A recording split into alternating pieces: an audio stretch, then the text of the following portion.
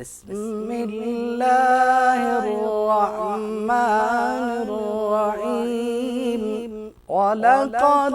يسرنا القرآن للذكر فهل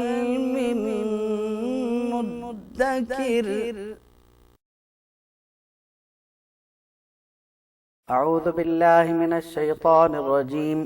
بسم الله الرحمن الرحيم إن الذين يكفرون بآيات الله ويقتلون النبيين بغير حق ويقتلون الذين يأمرون بالقسط من الناس فبشرهم بعذاب أليم أولئك الذين حبطت أعمالهم في الدنيا والآخرة وما لهم من ناصرين ألم تر إلى الذين أوتوا نصيبا من الكتاب يدعون إلى كتاب الله ليحكم بينهم ثم يتولى فريق منهم وهم معرضون ذلك بأنهم قالوا لن تمسنا النار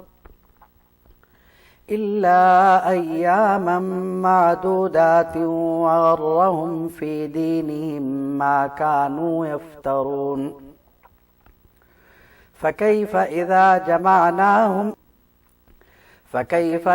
جمعناهم ليوم لا ريب فيه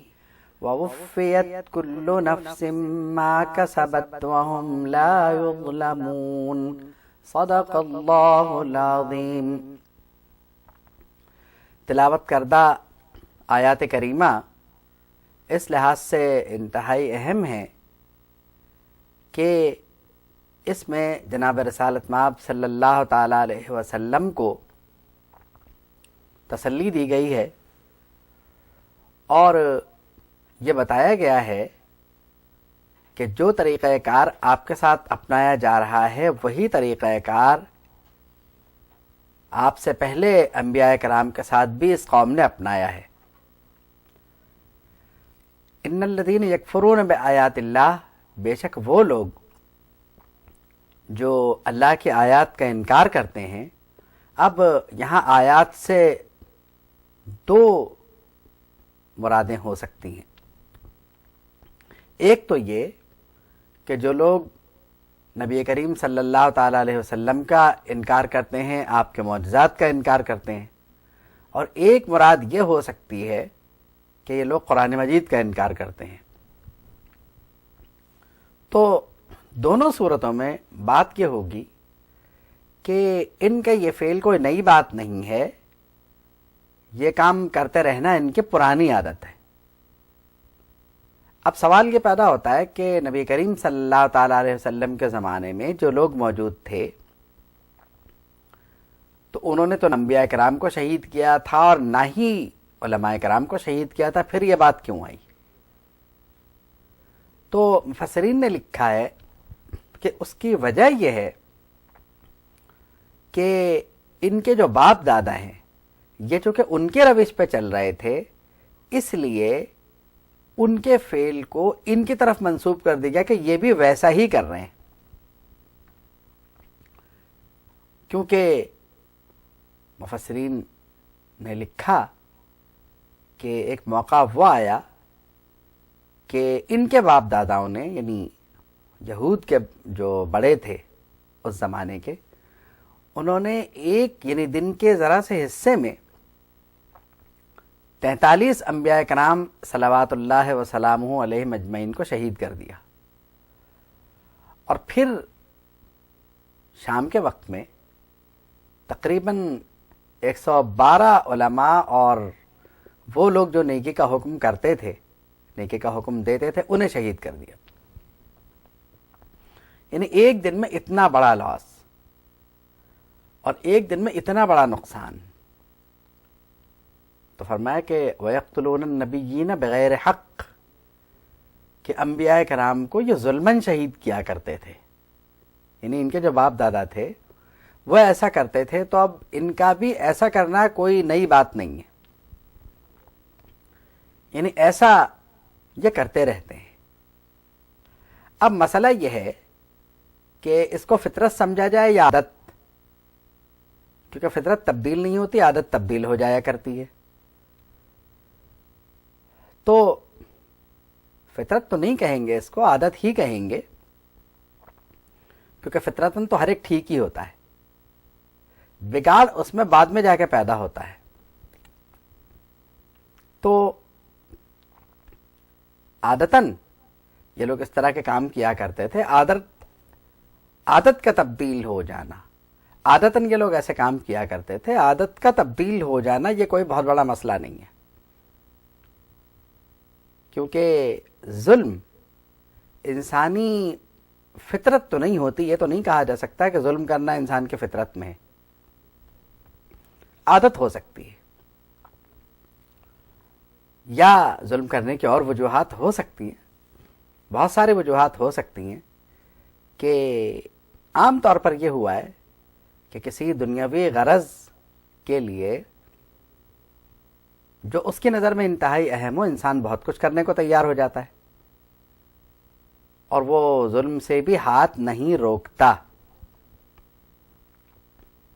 یعنی بنیادی طور پر انسان کیا ہے، یہ تو ایک بہت بڑا مسئلہ ہے، کہ یا تو ہم یہ کہیں کہ انسان کی طبیعت میں ظلم شامل ہے، یا ہم یہ کہیں کہ انسان طبیعتاً بالکل ٹھیک ہے اور بعد میں جا کے یہ صورت اس میں پیدا ہوتی ہے۔ لیکن یہ باتیں یقینی طور پر اپنے موقع پر جا کے ہوں گی۔ تو انبیاء کرام صلوات اللہ تعالی وسلامہ علیہم اجمعین کو شہید کرنا یہ ان کے بڑوں کی روش تھی، یعنی بتانا یہ مقصود تھا کہ یہ جو گستاخی کر رہے ہیں یہ کوئی نئی بات نہیں ہے، اپنے بڑوں سے انہوں نے یہی سیکھا ہے۔ اب جب ان کے بڑوں سے ان کو یہ عادت پڑی ہے تو یہ کوئی نئی بات نہیں ہے، اور نہ ہی اس میں کوئی عجیب بات ہے، اور نہ ہی اس میں حیرت کی بات ہے۔ حالانکہ ہونا تو یہ چاہیے تھا کہ وہ آپ کا انکار نہ کرتے اور تورات شریف میں جو کچھ موجود تھا اسے دیکھتے ہوئے یہ آپ پہ ایمان لے آتے۔ تو دونوں باتیں ایک ساتھ چل رہی ہیں، یعنی آبا و اجداد نے جو روش اپنائی وہ بھی عجیب و غریب تھی،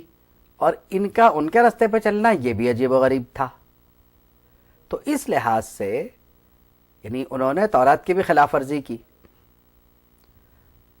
اور تورات کی خلاف ورزی اس لحاظ سے تھی کہ نبی کریم صلی اللہ تعالی علیہ وسلم پر ایمان نہ لانا یہ بھی تورات کی خلاف ورزی ہے۔ تو کچھ لوگ کہتے ہیں کہ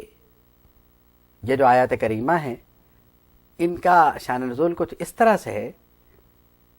کہ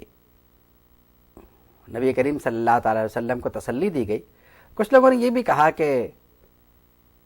صحابہ رضی اللہ تعالی عنہم اور نبی کریم صلی اللہ تعالی علیہ وسلم کے متعلق بھی یہ بات یعنی شہرت پکڑ کے کہ یہ آپ کو شہید کرنا چاہتے ہیں۔ تو یہ بتایا گیا کہ یہ کوئی نئی بات نہیں ہے، یہ پرانی بات ہے۔ اس سے یہ بھی اندازہ ہوا کہ انبیاء کرام صلوات اللہ وسلامہ علیہم اجمعین کی بارگاہ میں گستاخی کفر ہے،